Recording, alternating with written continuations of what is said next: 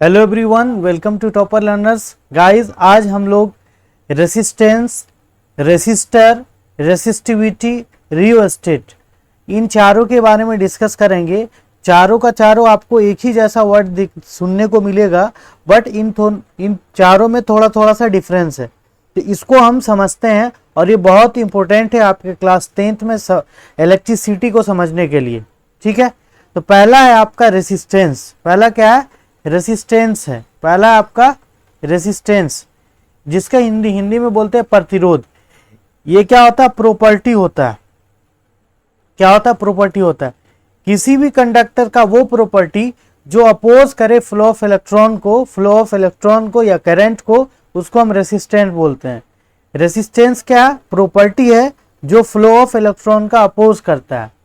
ठीक उसी तरीके से जिस तरीके से सड़क पे या किसी सरफेस पे बॉल को अगर हम लुढ़काते हैं तो बॉल क्या करेगा?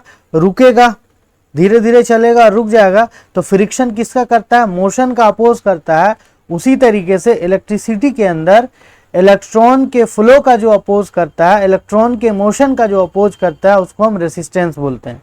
ठीक है, तो रेसिस्टेंस प्रॉपर्टी है किसी भी कंडक्टर का, किसी भी मटेरियल का, जो फ्लो ऑफ इलेक्ट्रॉन और आप कह सकते हैं कि फ्लो ऑफ करंट को क्या करता है? अपोज करता है।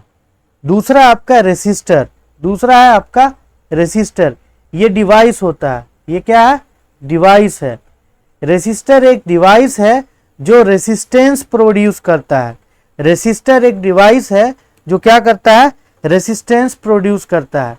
जितना भी अप्लायंस हम लोग घर में यूज करते हैं, सब में कहीं ना कहीं रेसिस्टर, वो शब्द कहीं ना कहीं रेसिस्टर है और वो रेसिस्टेंस प्रोवाइड करता है।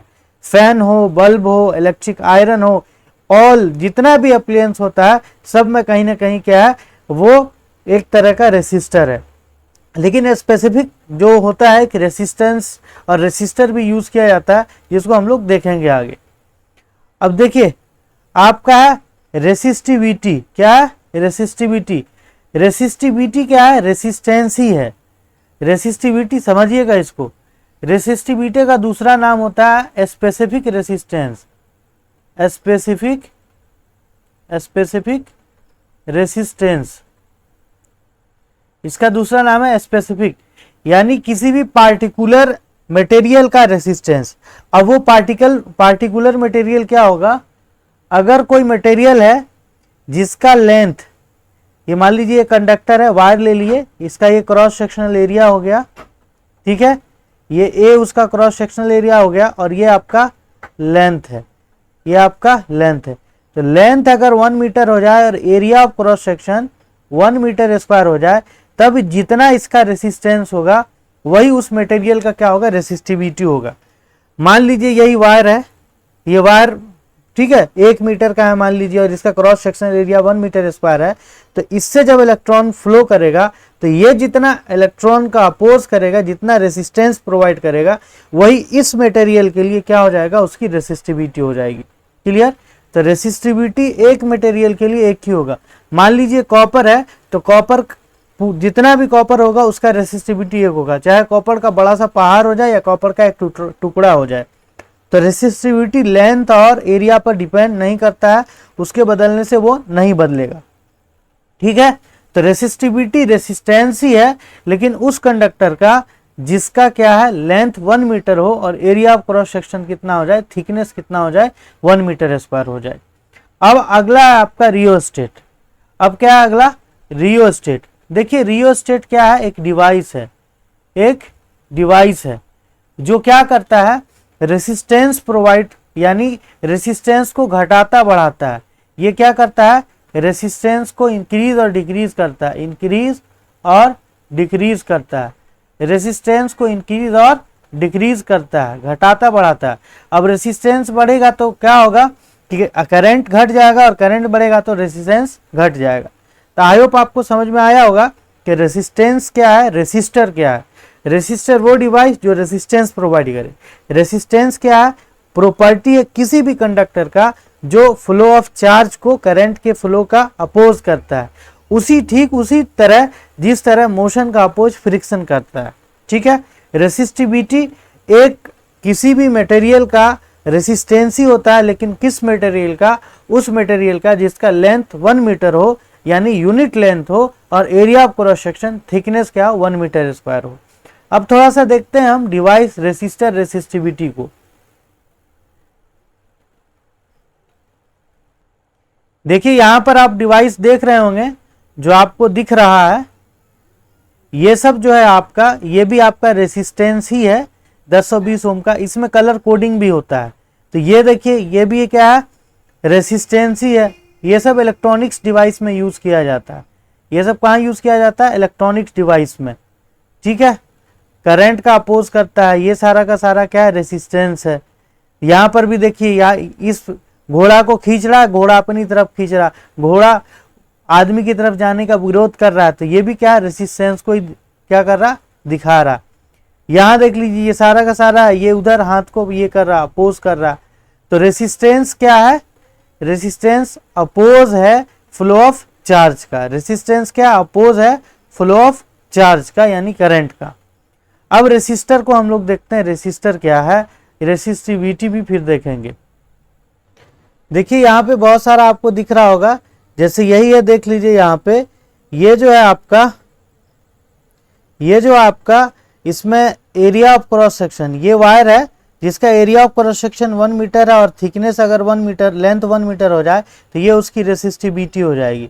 तो हर मटेरियल का रेसिस्टिविटी क्या होता है? अलग अलग होता है। जैसे यहाँ पर भी देख लीजिए, चौकुट्ठा भी अगर रेक्टेंगुलर शेप का है तब भी लेंथ 1 मीटर हो, एरिया 1 मीटर स्क्वायर हो जाए, तब उसकी रेसिस्टिविटी क्या हो जाएगी? वो उसका जितना रेसिस्टेंस प्रोवाइड करेगा वही उसकी रेसिस्टिविटी हो जाएगी। जैसे यहाँ पे कॉपर का अलग अलग रेसिस्टिविटी दिया हुआ है। अब थोड़ा सा हम रियोस्टेट देख लेते हैं। क्या देखेंगे हम लोग? रियोस्टेट।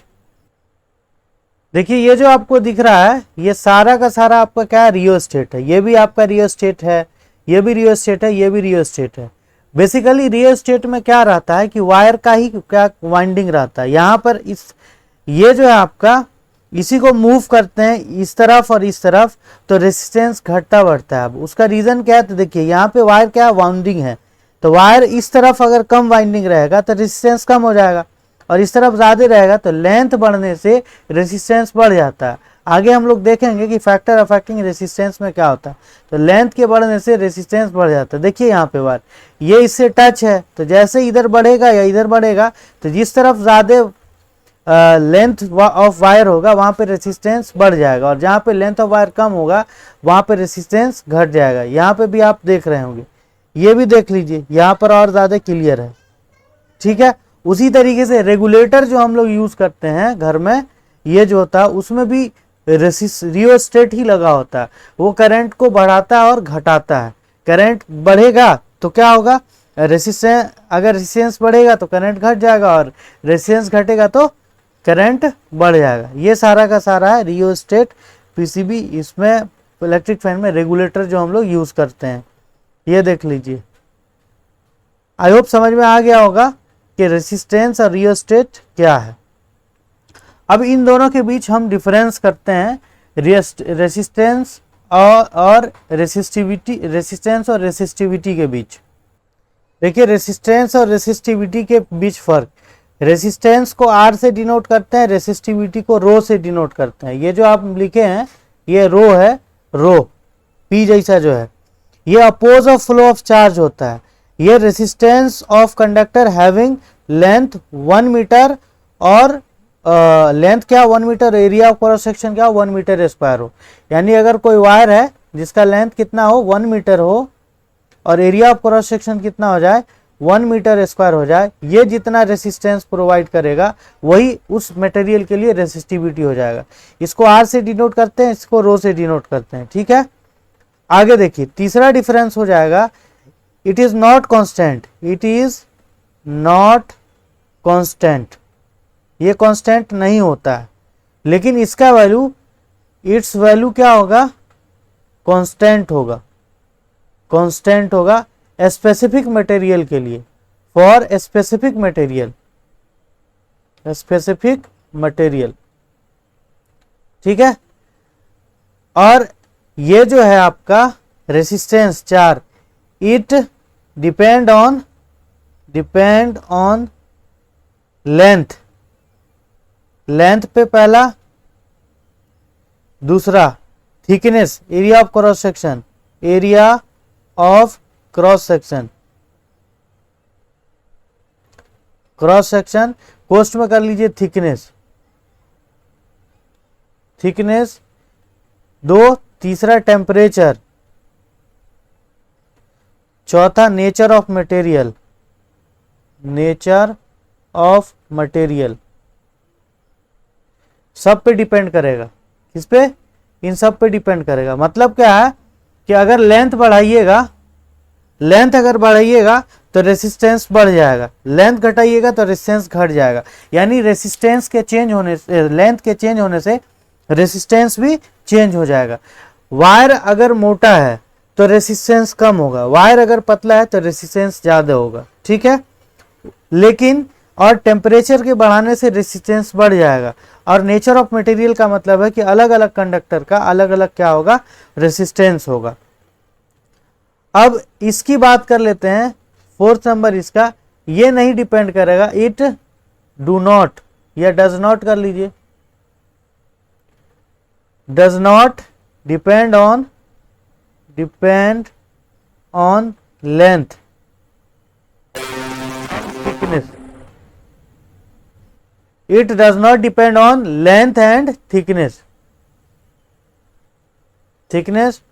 of wire या कंडक्टर। ठीक है, ये वायर और कंडक्टर के थिकनेस पे डिपेंड नहीं करता है। कॉपर का अगर वायर है तो चाहे जितना बड़ा भी वायर हो उसकी रेसिस्टिविटी एक ही होगा, वो कांस्टेंट रहेगा, वो बदलेगा नहीं।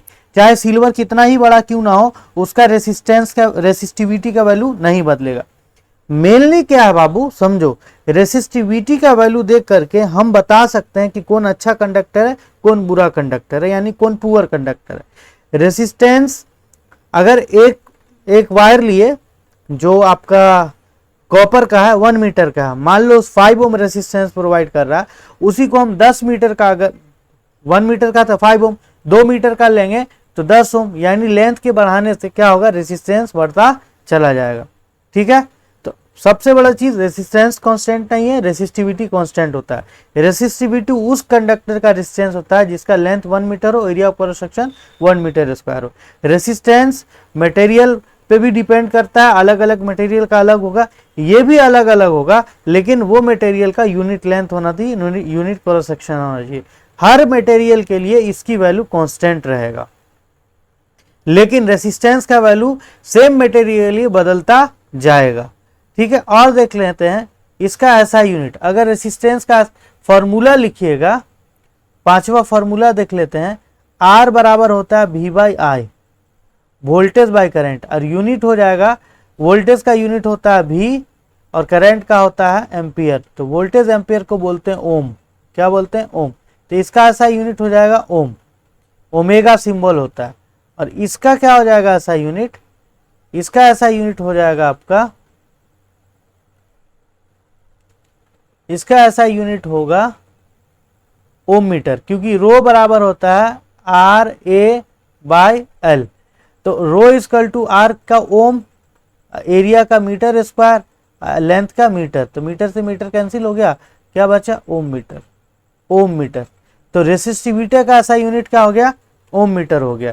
रेसिस्टेंस का ऐसा यूनिट क्या हो गया? ओम हो गया। ठीक है, तो समझ में आ गया होगा कि रेसिस्टेंस क्या है, रेसिस्टिविटी क्या है, रेसिस्टर क्या है, रियोस्टेट क्या है, हमने देखा भी और समझा भी। ठीक है, resistance I hope clear, resistivity भी क्लियर हो गया होगा। अब रेसिस्टिविटी का फॉर्मूला कैसे डिराइव करते हैं वो आप देख लीजिए। Derivation of formula of resistivity, derivation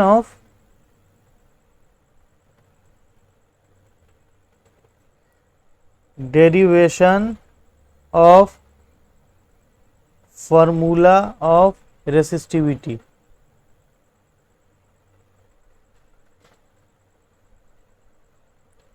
देखिए R जो है रेसिस्टेंस, R डायरेक्टली प्रोपोर्शनल होता है L के, इसको फर्स्ट मान लेते हैं। और R जो है इनवर्सली प्रोपोर्शनल होता है थिकनेस के एरिया ऑफ क्रॉस सेक्शन को, इसको सेकेंड मान लेते हैं। जब हम कंबाइन करेंगे first and second, combine first and second we get, ठीक है। तो क्या हो जाएगा, R proportional to L by A. अब प्रोपोर्शनलिटी का साइन हटाते हैं तो कांस्टेंट लाते हैं, तो आर बराबर क्या हो जाएगा, रो एल बाई ए।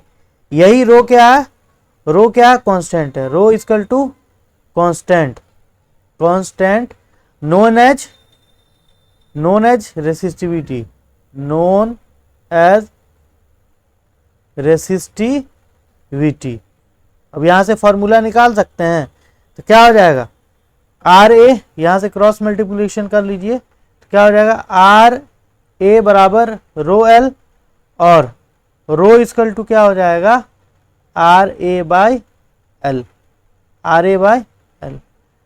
ये हो गया फॉर्मूला। अगर यहां से देख लीजिए, एक ए को अगर 1 कर दें, इफ ए बराबर हो जाए 1 मीटर स्क्वायर और एल भी क्या हो जाए 1 मीटर हो जाए, तो रो किसके बराबर हो जाएगा, रो बराबर आर ए की जगह क्या डालेंगे 1, और इसकी जगह क्या डालेंगे, एल की जगह 1, 1 से 1 कैंसिल, तो रो किसके बराबर हो गया, रो हो गया आर के बराबर। इसलिए मैंने कहा कि रेसिस्टिविटी जो है वो रेसिस्टेंस ही है उस कंडक्टर का जिसका लेंथ 1 मीटर हो और थिकनेस 1 मीटर स्क्वायर हो, ठीक है। आई होप आपको समझ में आया होगा। नहीं समझ में आया है तो भी समझने की कोशिश कीजिए बार बार लेक्चर देख के, और ज़्यादा से ज़्यादा लोगों को शेयर कीजिए। मिलते हैं नेक्स्ट लेक्चर में।